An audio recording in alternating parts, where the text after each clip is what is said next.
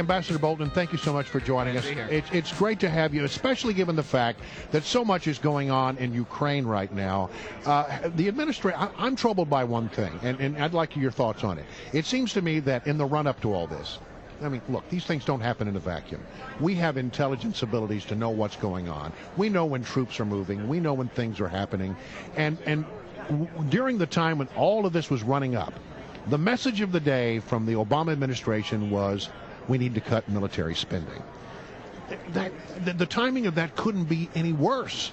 It seems to me that's like waving a red flag in front of Putin and say, come on in, charge us. Well, the timing couldn't be any worse, but it's simply one more piece of evidence on top of 5 years of accumulating evidence that the president just doesn't pay attention to American national security. He doesn't think it's a priority. I think he believes that America is part of the problem in the world, that we're too strong, too assertive, too present, and that we provoke many of the difficulties that we see around the world. So in his view, a declining, retreating America actually enhances world peace. I think that's like looking through the wrong end of a telescope. Now, you claim to be the first person to use the word feckless. I did. I should have copyrighted it, but I failed to do it. Yeah, but would you explain a little bit further about what you mean by that? I think he just doesn't pay attention to national security threats, and I think that's one of the reasons that he's the most radical president we've had. He's certainly the first president since Franklin Roosevelt who doesn't think as his first thought every morning, what threats does the United States face in the world today?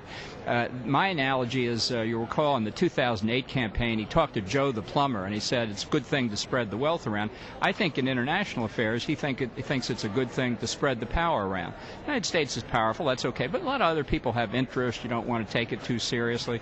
Whereas, in fact, this is 180 degrees away from Ronald Reagan's peace through strength, that the way you preserve the peace internationally is to be so strong that you dissuade your adversaries. That's obviously not happening in Ukraine or Syria or with Iran or in any number of other places. Now, Ambassador Bolton, I can hear John Kerry right now, because you know he's listening, thinking, oh, there's that John Bolton with that Cold War mentality that, the 80s are calling, they want their foreign policy back. Yeah.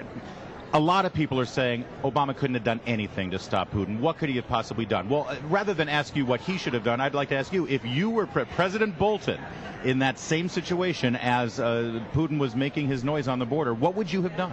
Well, I think you had to start 5 years ago, after the Europeans rejected the notion of bringing Ukraine and Georgia both into NATO on a clearly defined path. This what we see now is the price of neglect and inattention for 5 years.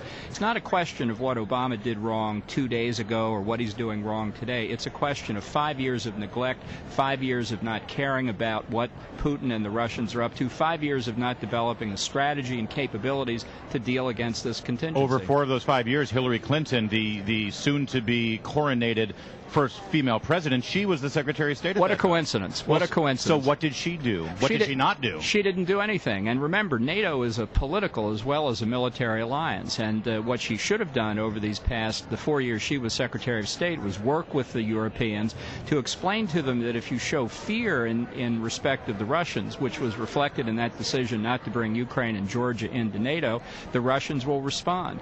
To persuade the Europeans that their security would be best served as well as America's by getting back and bringing Ukraine and Georgia in. All right, but once it happened, once the tanks started rolling into Ukraine from Russia, the language has been soft and mealy-mouthed, and we hope the Secretary of State... We're not looking for confrontation. We certainly hope the Russians will do the right thing. Is that a message that will be received in the way they hope it will be received? No, it will be received exactly the opposite. This is confirmation to Putin that he took a bit of a gamble by sending troops into the Crimea, but he still thinks he can get control over basically the entire Ukraine. And this path by the Obama administration, by the Europeans, is proving Putin right. And I think the seriousness of this failure is not just what will happen to Ukraine, slipping back under Russia's hegemony, but to all the other republics of the former Soviet Union and worldwide. Everybody's watching the United States and Europe lose Ukraine back to Russia, and they will draw the conclusion that for the next 3 years,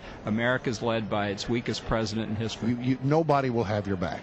Nobody will have your back. We won't have our own back. As you said a few moments ago, our defense budget is plummeting. And if that's what people think they want to do, whether they're Democrats who don't believe in a strong national security or isolationists within the Republican Party who think that $1 spent on soybean subsidies is the same as $1 spent on a carrier strike force. Our military weakens, and that's a big loss for our diplomacy, too. Ambassador John Bolton's our guest, and he's here with us literally across the table at the Conservative Political Action Conference at National Harbor. A lot of potential nominees for president are going to be here trying to woo the conservative masses that are here. They're wanting to hear a good message. I'm not going to do that thing where I'm going to ask you if you're going to run for president, because I'm thinking when you're ready to announce, it's not going to be on our morning show. I'm not. No, why not? Well, it could be. Why not? Okay. But let me ask you this. Of all the other peoples whose name are out there about being potential nominees, do any of them bring to the table what you bring with regard to foreign policy and national security? Well, I think all of them need to demonstrate, number one, that they believe national security has got to be at the top of the political debate. Is it part of the conversation enough right now in our country? No, it's not. And that really is my point more than anything else. It's not enough in a 10-minute speech to have 90 seconds or 60 seconds on national security. People say it's not good politics. People don't pay attention to foreign policy. I absolutely disagree. Anybody filled their gas tank up recently? You want to know why the price of gas is what it is?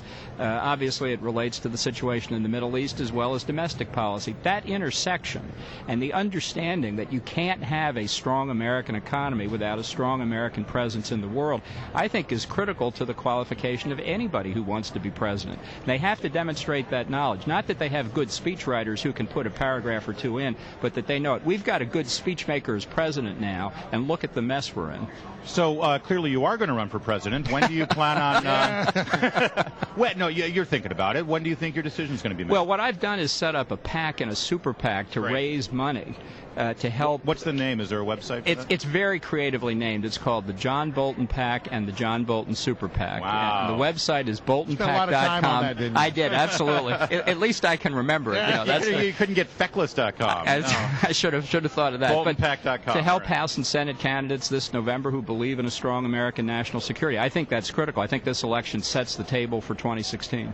All right, and listen, if you like the idea of John Bolton for president, I'm thinking if there's a lot of support thrown over to those PACs and super PACs, that will send him a clear message. Yes? What will you say today when you speak to the group? Well, I will criticize the weak Obama foreign policy, and I will point out that although they come from broadly different analytical perspectives, isolationists and the Republican Party come to the same outcome, and both those outcomes are detrimental to America because it leaves us unsafe. All right, Ambassador Bolton, we know you've got a busy schedule here. You're a man in demand here on Radio Row. We appreciate you. Many thanks. We really making appreciate WMAL your first stop. Good drop by. Glad to be